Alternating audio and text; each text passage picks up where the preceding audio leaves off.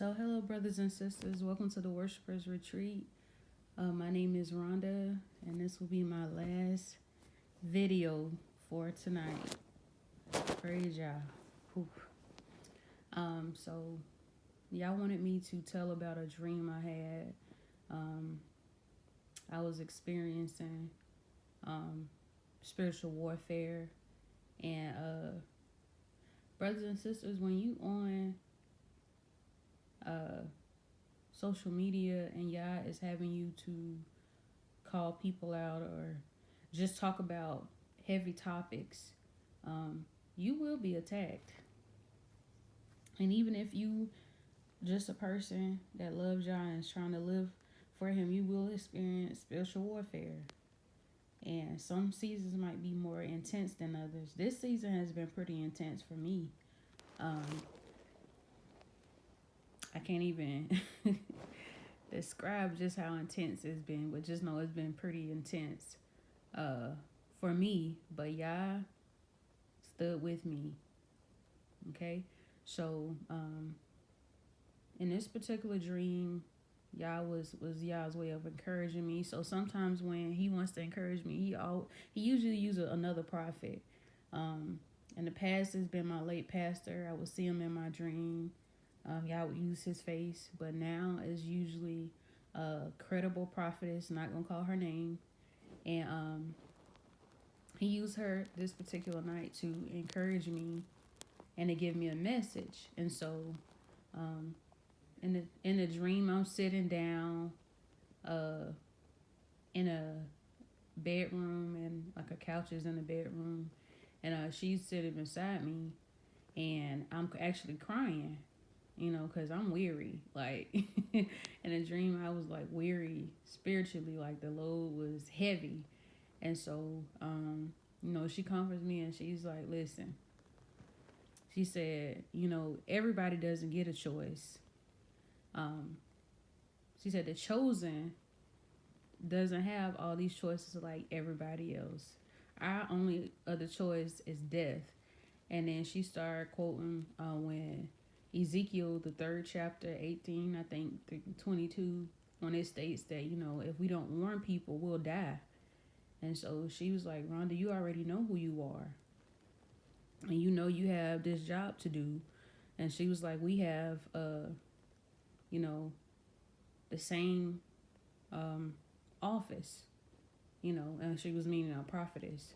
And so she said, you have to keep going. Like, if you turn around, Yah will take your life because he showed you too much." And so, and I'm trying to remember it off the top of my head, y'all, because I don't have my phone pulled up. Because when I woke up that night, I texted it to myself so I wouldn't forget. But she goes on in the dream and she tells me, she said, you have this to do. There's no way around it. You have to go through it.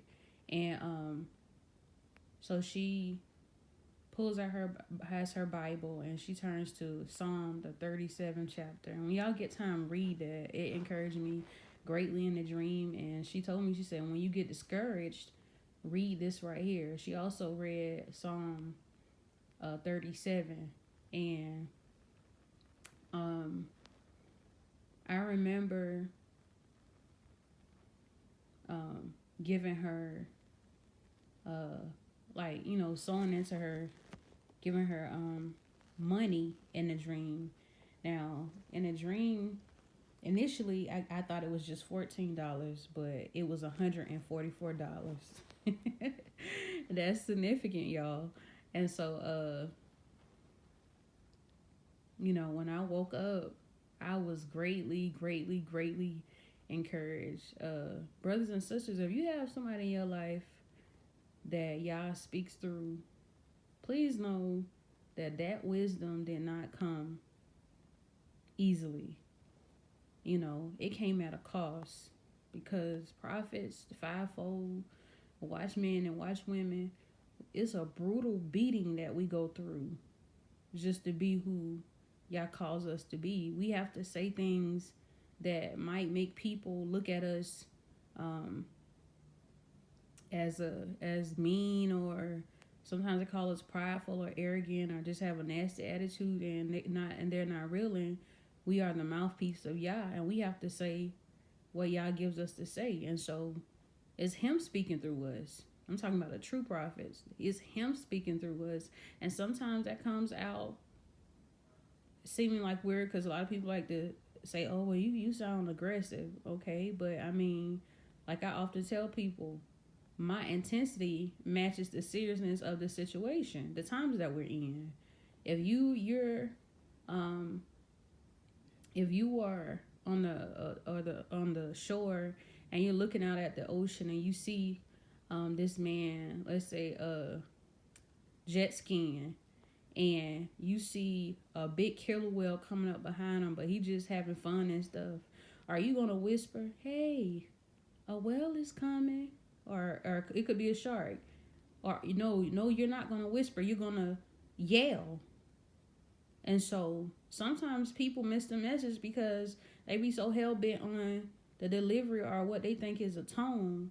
And here's my thing, brothers and sisters: if you love the truth, you're gonna accept it regardless.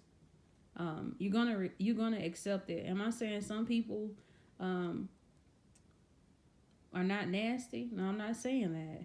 But we just have to ask y'all to help redefine our definition of love, because love warns you when you're going in the wrong direction. Especially over here in the West, we just think love is taking up for you when you're wrong or patting you on the back, or no, no, no, no, no, no. Deep down inside, you be wrong about stuff. And so oftentimes prophets, they get the bad rap for being the, bitter Betty. And we have to say stuff that most people want to say, but they're afraid to say. I asked y'all multiple times to not make me so blunt. He told me no, because he said, "I made you a lioness." For as long as I can remember, he's always called me a lioness.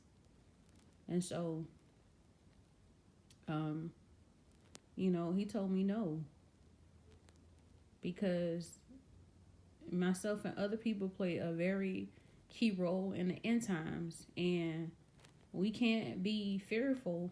We can't be afraid to speak truth to power. We are the mouthpiece of Yah. And so the prophet warns in advance. Yah does nothing without showing it to his prophets. And so we have to lay our reputation aside, or how people feel about us. And so that's why you'll hear me say, like, I hear what you're saying, but y'all don't care about your feelings. That's my motto now. My late pastor used to say, "Curse your feelings," and he was a true prophet. And he didn't play with people, but people could still discern that he loved them. So hopefully, brothers and sisters, even in the midst of my roaring, you can discern the love. True love points you in the right direction. So prophets, fivefold, whoever, just be encouraged. And know, like, some storms you have to weather. Sometimes we try to pray stuff away. You can't pray it away. You have to walk through it. You had the 3 Hebrew boys had to go through the fire. That's something they had to do. Just like the prophetess told me in the dream, she said, "You have to go through this, Rhonda. It comes with the territory." So, I dried my eyes in the dream, and even in waking life, I experienced a whole bunch of spiritual warfare that it takes a toll on my body. It takes a toll on my body, and only people that are used to high level spiritual warfare will understand what I'm saying. And you need people around you, true men and women of Yah, that are intercessors, that can pray for you. You have to stay in prayer. So tighten it up, y'all. Make sure you are seeking the Father in regards to everything, because we are going into some dark days, but Yah will take care of his people. And just know your role. He'll tell you what your role is. God bless.